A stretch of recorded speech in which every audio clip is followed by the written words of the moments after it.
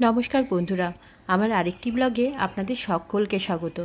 আজ পনিরের একটি এমন রেসিপি নিয়ে এসেছি যেটি হয়তো আমরা সারা বছরই বানিয়ে নিতে পারি। মটরশুঁটি এমনই একটা জিনিস যেটা হয়তো সকলের প্রিয়, তাই আমরা নানাভাবে সেটাকে সারা বছর স্টোর করে রাখার চেষ্টা করি। আজ সেটা দিয়েই বানিয়ে নেব মটর পনির। প্রথমেই কিন্তু আমরা পনিরটাকে হালকাভাবে ভেজে নিয়েছিলাম। এরপর কড়াইতে আবার তেল দিয়ে তার মধ্যে আমি দুটো লঙ্কা দিয়ে দিয়েছি, আর তার মধ্যে কিন্তু কুচিয়ে কোনো রকমভাবে যে কোনোভাবে আপনারা কুচিয়ে পেঁয়াজটা দিয়ে দেবেন। তারপরে এর মধ্যে দিয়ে দিয়েছি আমি একটু আদা, আর দিয়ে দিয়েছি হাফ রসুন। এরপর দিয়ে দিলাম এর মধ্যে দুটো টমেটো। এবার এটাকে কিন্তু আমরা ভালো করে একটু ভেজে নেব। এই প্রসেসটা নিশ্চয়ই অনেকেই জানেন। এইভাবেই কিন্তু পনিরের যে কোনো রেসিপি করলে আরও টেস্টটা খুব সুন্দর হয়। এরপরে আমি এর মধ্যে দিয়ে দিয়েছিলাম নুন, তাতে কিন্তু তাড়াতাড়ি টমেটোটা গলে যাবে আর টাইমটাও একটু কম লাগবে। যতক্ষণ এটা হচ্ছিল ততক্ষণ কিন্তু আমি মটরশুঁটিগুলোকে একটু গরম জলে ভিজিয়ে রেখে দিয়েছিলাম। এতে কি হবে, যখন মটরশুঁটিটা রান্নায় পড়বে তখন কিন্তু মটরশুঁটিটা খুব ভালোভাবে সেদ্ধ হয়ে যাবে। তাই মটরশুঁটিটা ইউজ করার আগে একটু গরম জলে দিয়ে রাখলে তাহলে ভালো হয়। এবার দেখুন আমার ওটা প্রায় হয়ে গেছিলো। এবার আমি ওটাকে কিন্তু পেস্ট করে নেব। আর তারপরে আমি দিয়ে দিয়েছি এখানে তেলের মধ্যে দিয়ে দিয়েছি আমি একটা শুকনো লঙ্কা, দিয়ে দিলাম এর মধ্যে জিরে, আর দিয়ে দিয়েছি এখানে কাশ্মীরি লাল লঙ্কার গুঁড়ো আর হলুদ গুঁড়ো। এবার মশলাটা যখন আমার ভালো করে হয়ে যাবে তারপরে আমি দিয়ে দেবো যে পেস্টটা আমি বানিয়েছিলাম, সেই পেস্টটা আমি এখানে দিয়ে দিলাম। মটর পনিরের এই রেসিপিটি যদি আপনারা এভাবে ট্রাই করে দেখেন, একদম আপনারা বুঝতেই পারবেন না যে জিনিসটি বাড়িতে বানানো না রেস্টুরেন্ট থেকে আনানো। এতটাই সুন্দর হয় খেতে। এরপর আমি এখানে 2 মিনিটের জন্য ঢাকা দিয়ে রেখে দিয়েছিলাম। দেখুন তেলটা ছাড়া কিন্তু স্টার্ট হয়ে গেছে। আর এরপর দিয়ে দেবো আমি এর মধ্যে মশলা বেশি কিছু না, শুধু দিয়ে দিলাম এর মধ্যে 1 চামচ মতন ধনে গুঁড়ো আর গোলমরিচের গুঁড়ো।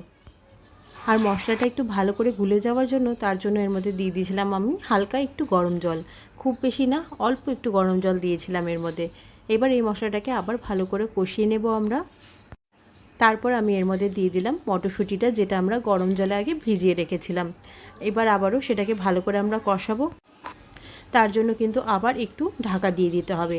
এই জিনিসটা আস্তে আস্তে হালকা করে এমনি করে ঢাকা দিয়ে রান্না করলে যে কোনো জিনিসের, শুধু এটারই নয়, এমনি ভালো করে কষানোটাই কিন্তু আসল। তাই একটু ভালো করে ঢাকা দিয়ে কষালে যে কোনো জিনিসের টেস্ট কিন্তু সত্যিই বেড়ে যায়। এবার আপনারা দেখেই বুঝতে পারবেন যে তেল কিন্তু পুরোটাই ছেড়ে দিয়েছে। তাই এবার আমি অ্যাড করে দিচ্ছি এর মধ্যে ভেজে রাখা পনিরগুলো। আরেকটা জিনিস আমি এখানে বলতে ভুলে গেছি, যখনই আপনারা পনিরটাকে ভেজে তুলবেন তখন কিন্তু হালকা একটু নুন জলে পনিরটাকে যদি আপনারা ভিজিয়ে রাখতে পারেন তাহলে কিন্তু পনিরটা প্রচণ্ড সফট হয়। আপনারা কিন্তু প্রত্যেকটি পনিরের রেসিপির জন্য এটা করে দেখতে পারেন। এবার দেখুন আমার কষানো একদম প্রায় হয়ে গেছে, জিনিসটা একদম শেষের দিকে চলে এসেছে। এই সময় আমি একটু নুনটা টেস্ট করে দেখলাম, তো আমার নুনটা একটু কম মনে হয়েছিল, তাই আমি এখানে নুনটা কিন্তু আবার দিয়ে দিয়েছি।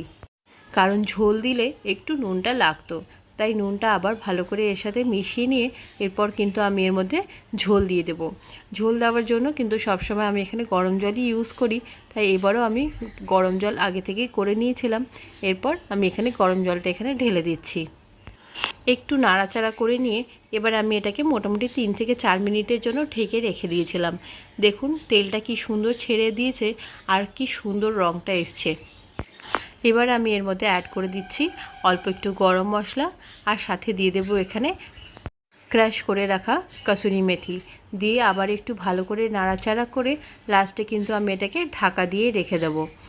এরপর কিন্তু আমি এটাকে সার্ভ করে নিচ্ছি।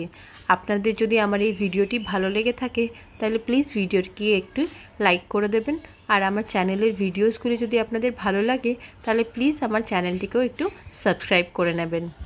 আর অল নোটিফিকেশানে অবশ্যই ক্লিক করে রাখবেন, তাতে আপনাদের কাছে সব রেসিপিগুলো আমার পৌঁছে যাবে।